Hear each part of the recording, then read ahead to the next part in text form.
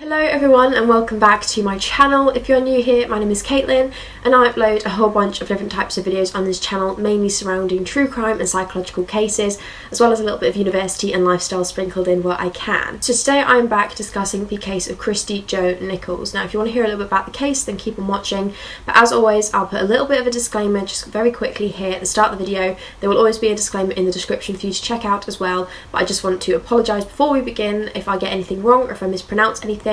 I am not here to offend anyone, I'm here purely for educational purposes, relaying the information that I found on the internet, so please don't get offended. I'm really sorry. I'm not trying to do anyone any injustice. Christy Jo Nichols was born on the 9th of September 1965. In 1987, 22-year-old Christy was living in the small town of Gothenburg in Nebraska. She lived with her husband Mark and their 2 children. Both their children were young, around toddler age, and she was remembered as being a very loving and dedicated mother. She was known as pretty much giving her life to these children. They were her world. Christy had only been 19 at the time of her marriage to Mark, so she'd started her family at quite a young age. So when I say that her children were her life, I really genuinely mean it. She was a very dedicated person to her family. On December the 10th, 1987, Christy and Mark had taken their children out to their local Pizza Hut for dinner, and then they had taken them to see Santa in, I don't know, I think it was like a local shopping centre, just, you know, like a Santa's grotto.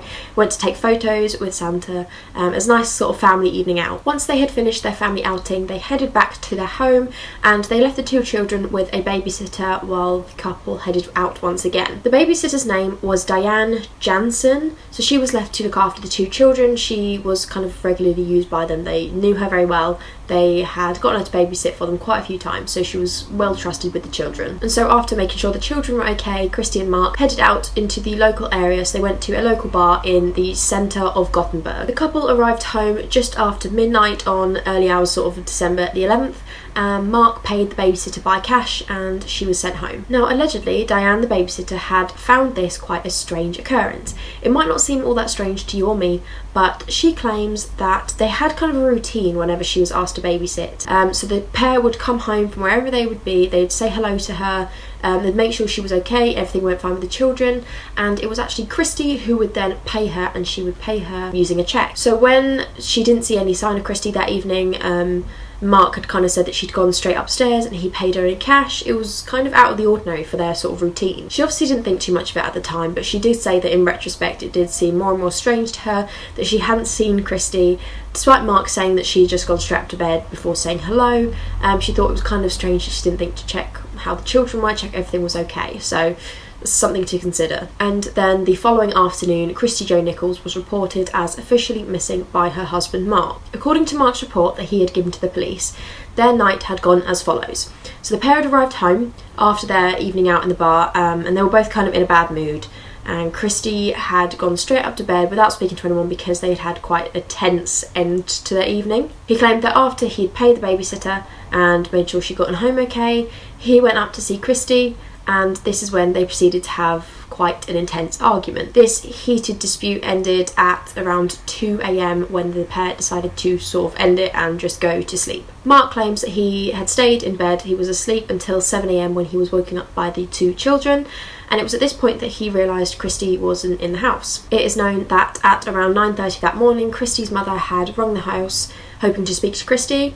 Mark picked up and kind of just said that she was still in bed, like nothing to worry about, didn't want to worry her, he said. So he just said, oh, Christy's still in bed, don't want to wake her up, so could you call back later? Basically kind of brushed the mother off, because he said that he just didn't want to worry her, he didn't want to tell anyone until he could at least try and find her himself, which in my opinion is quite strange. I get kind of not wanting to worry her, but if you think something has actually genuinely happened to your wife, she's gone missing, you kind of probably would want to tell someone, just let them know that they haven't seen any sign of her. Mark then proceeded to get the children ready for their day, which is when he got them in the car and drove them to their grandmother's house on Christy's side of the family, which is when he asked the grandmother to look after the children for a couple of hours while he went out. And this was when he claimed he drove around for a few hours, a couple of hours, I think around 2 hours, allegedly in search of Christy himself in the local area. And according to Mark, he spent these 2 hours searching the whole of Gothenburg, and couldn't find any sign of her whatsoever. Investigators had hoped to find some sort of support for this statement, this claim,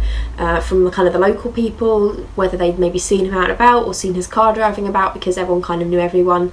But no such luck. No one from the local area remembered seeing him or his car out and about that day, so his report of what had happened that day starts to seem a little bit shaky. The next day, only a day after CHRISTI went missing, Mark moved out of the family home. A couple days later, he packed up all of his family's belongings and moved them all out officially. And he even went as far as to sell both him and CHRISTI's cars. And all of this behaviour, I don't know about you, but strikes me as extremely strange. When investigators asked Mark if while he was packing up all of their belongings, he came across anything CHRISTI's that was maybe missing, whether he noticed anything that should have been there that wasn't, maybe her wallet, anything that she possibly would have needed if she had chosen to leave the house by herself. And he told them some very, very specific instructions, well, not instructions, a very, very specific list of what she'd taken with her. So apparently he knew that she had taken a suitcase with her and also a handbag. He was able to list the contents of these bags that she'd allegedly taken with her extremely well, to a T. So personally I find this all very strange that he was able to list all of the contents that she had allegedly taken with her in so much detail. Either he was extremely attentive husband that knew all of her belongings, he had a mental catalogue of everything she owned, or he was lying and he had kind of maybe created, taken these things somewhere, chucked them out of the house, or lied about them himself. So according to Mark, in CHRISTI's suitcase she had taken with her a pair of jeans, a sweatshirt, a bra and a jacket, while in her handbag, almost like a carry-on bag, she'd taken a hairbrush, a pen, a lighter, a matchbook, a lipstick, a face cream, a nail file, a small mirror and one piece of chewing gum. This all just strikes me as very strange. Obviously I live with my boyfriend, a long-term boyfriend, and I don't think he would be able to list any contents of my bags, any of my bags, that well to a T. If I left on a night out, I don't think he would be able to tell you everything in such detail that I'm carrying around with me, even if he went through the room and was asked what was missing. I just think it's very strange. And then in March of 1988, exactly a year later, a suitcase and a handbag containing those exact items were found at a rest stop on Interstate 80 by a place called Maxwell in Nebraska. They did match exactly what Mark had said was missing, what Mark had said he believed she'd taken with her when she had gone missing. However, investigators did report at the time that they felt it was all too neat. They noted just how almost obviously the bags had been left, almost like they'd been placed there to be found. They hadn't been almost dropped, they hadn't been hidden, they had literally just been placed at this rest stop, clean and almost in too much of plain sight. So again, just strikes me as very strange, and the fact that the investigators at the time noted this on record, it points to some it makes Mark look very, very guilty. Aside from the belongings that CHRISTI had allegedly taken with her, there were a number of items she owned that would have potentially been quite helpful for her to have taken with her if she had left of her own accord. So for example, she left behind her driver's licence, as well as a lot of expensive jewellery that possibly would have maybe funded her way into a new life if this had been the case, if she'd chosen to leave and she wanted to up and leave her family, start a new life. Some of these items would have been extremely vital to starting a new life. According to the post on the Charlie Project website, she'd also failed to pick up her last paycheck from the place that she worked. She worked part-time, and there was a paycheck waiting for her, which obviously would have been quite helpful to have this extra cash if she had been running away. And aside from all of these facts, everyone was adamant that she, like I said, was such a dedicated mother that even if her and Mark say had been having troubles in their relationship, she wouldn't leave behind her children. She adored them too much. So it just doesn't make sense to anyone really that knew her that she would run away of her own accord. And I don't know about you guys, but personally to me, I don't usually have like super strong opinions in all these cases, because I know it's kind of sometimes quite hard to comment on things when there generally is no direction in the case. But in this case, it just seems so shady to me from the beginning, all of it. During the investigation, a little while after the discovery of her bags and her belongings, investigators started to get the idea that Mark and CHRISTI were having some quite severe problems in their relationship, and some people close to CHRISTI had even started making claims that they were concerned for her safety with Mark. Mark had allegedly gone as far as to monitoring her phone activity, wanting to know where she is, checking up on her, and apparently he'd been physically abusive with her on more than one occasion. And it was then discovered that just a few days before she'd gone missing, CHRISTI had had a secret meeting with a divorce lawyer who actually reported to the police in their investigation that she'd appeared quite bruised in their meeting, and that she appeared quite on edge and wasn't really sure what to do about her situation. During their meeting, Christi had asked him for advice on how she could divorce her husband, get away from her husband as far away as she could, and also remain full custody of the children. And when she'd shared the details of her home life with this lawyer, he had given her his professional advice and said that she shouldn't go home to Mark, that she should get her and her kids as far away from him as possible, because he was concerned for her safety, even in a professional sense. He obviously didn't know her on a personal level.